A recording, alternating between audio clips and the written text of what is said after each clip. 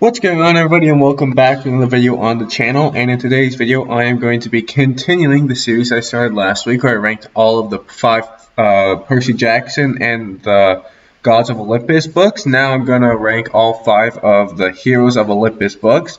So if you guys are new to the channel, be sure to like and subscribe, as it does help a lot. And yeah, let's just jump right into this. So this ranking is very hard because I think that all of these books are better than all of the Percy Jackson books. So like to say one is like the worst is honestly just like kind of insulting, but to one of these books. But you know, one of them has to be the worst. So yeah. Okay, so I think that the worst book, not to say that it's a bad book, because as I said earlier, all of these books are really, really good in this series, but I'll put the Mark of Athena as the worst book on this list. So I really liked the Mark of Athena. I thought that Annabeth getting her own moment to shine was really cool, as well as Percy and Jason, fighting earlier on in the book and then learning to cooperate in the Colosseum was also really good. However, even though I liked Annabeth's arc in this book, I feel like there really wasn't like a defining plot line or something that really defined the book, with some of the other books that really just engaged me in to the book. It was like a lot of good, but not that much great, if you know what I mean. Which, when you're going up against all these other books with a lot of great, it's kind of hard to compete. Now, I thought that the Eldion twist was really, really, really well done, though I feel like they resolved it too quickly into the book, and then they came back right at the end, but by that point you had so many chapters where you just hadn't thought about the Eldions that really just it wasn't like a surprise reveal. It was just oh, okay, these guys are back. Who cares? Because you've already forgotten about them. But I feel like Rick Riordan did an amazing job with this book, and even though it's coming in last place, it's still a very, very, very, very, very good book. So, coming in 4th place, I think is going to be The Lost Hero. Now, The Lost Hero also does a lot of good things. It introduces us to 3 new main characters, but also it's a very familiar book because we are at Camp Half-Blood at the start, or I guess after the opening scene, we're at Camp Half-Blood, which is, a very familiar place from the Percy Jackson books. I feel like Jason was a pretty good lead character, though I don't like him as much as Percy, probably because he didn't have enough, or as much development as Percy, because Percy had this whole first series to himself, and then Jason, this is kind of your introduction to him, so I feel like he's not as strong as a main character as Percy is in his book, The Son of Neptune. Also, I feel like this book really just undoes the ending of the Last Olympian really quickly. Percy got the gods to care about their kids, and then right out of the bat we're shown 3 kids who are over the age of 13, and then just aren't claimed yet. So it's just what's going on here, huh? Also, Percy asked them to be more interact more with their children and pay more attention to their children, and then what happens? So Zeus immediately, or not immediately, but he closes Olympus, ceasing all contact with their children. It just undoes some of the stuff that they established in the Last Olympian. But other than that, it's a great, great, great book, and it comes in at number 4 just because all the other books are so good.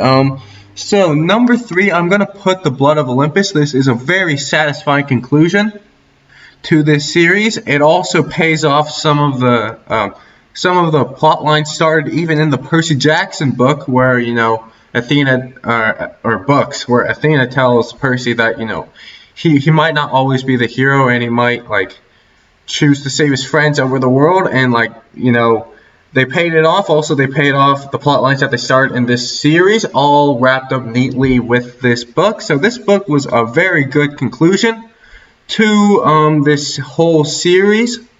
Now I feel like the final fight between the gods and the giants was a little bit too short. I feel like he definitely could have stretched it out longer because, we didn't even have to stick with Jason the whole fight. We could have stuck with Percy, we could have gone with Annabeth and all those stuff. But it was fine what he gave us. It just wasn't as good as I think it could have been. And yeah, the final fight between the demigods, more specifically Leo and Jason and Piper and Gaia, was really, really, really well done because those three demigods started off this whole series, so it makes sense that they're going to be the one to close it. Also, the plot twist at the end where you find out that Leo actually survived and he went to rescue Calypso was really, really good. Though I don't feel like it was nicely resolved in the Trials of Apollo. Like, that isn't this book's fault. So overall, a really good and great book, but it comes in at number 3. So coming in at number 2 is going to be Percy Jackson, the Heroes of Olympus, the Son of Neptune. So this book is really good because of all the mystery about Percy, because we know Percy Jackson as a character, but the ironic thing is that he doesn't know himself. So we, the readers, know more about Percy Jackson than he knows about himself because he got amnesia. Also, like, we see all of the stuff that Percy does that we've seen before, but he doesn't know how to do it, and it's a really cool way to like sprinkle in Easter eggs to the first series because in this book it was way easier than the Lost Hero because it's actually Percy Jackson as the main character. But since he doesn't have amnesia, he can do all these things that he did before, but not know that he's done it before.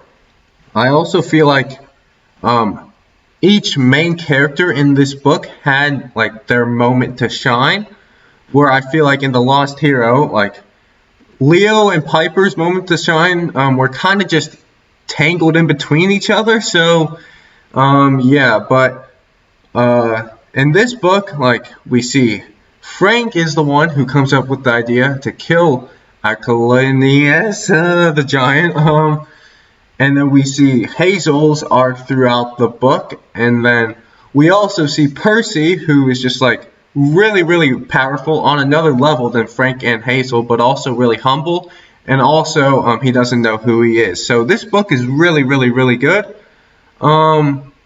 And it might have been my favorite. Well, it was my favorite when I first read it, but I have to say that the House of Hades definitely takes the crown just because of the Tartarus arc. So the other arc with the other demigods on the Argo 2 is really good, but the Tartarus arc is what takes the cake with Percy and Annabeth just working together, having Bob come help them, and then all three of them just fighting their way through towards the doors of death, making their way through the impossible, which is Tartarus, and then somehow coming out on top, and then Percy and Annabeth actually escape. Also, this book builds on Hazel's character and makes her a much more powerful character, as she gets on the par of Percy and Jason in this book in terms of power. I also really like Nico in this book, and their like journey to Greece, and then also his him coming out to Jason. That I felt like that was really well done, and so the Tartarus arc would have already pretty much catapulted it to the top of the list, but because the other arc was also really, really, really good, it easily takes the #1 spot for me. And so that is going to do for today's video. At number 5, I got the Mark of Athena. Number 4, the Lost Hero. Number 3, the Blood of Olympus. Number 2, the Son of Neptune. And number 1, the House of Hades. So anyways, that is going to do for today's video. I hope you guys did enjoy. And if you guys did, be sure to like and subscribe to the channel. I'll see you guys in the next video. Too easy!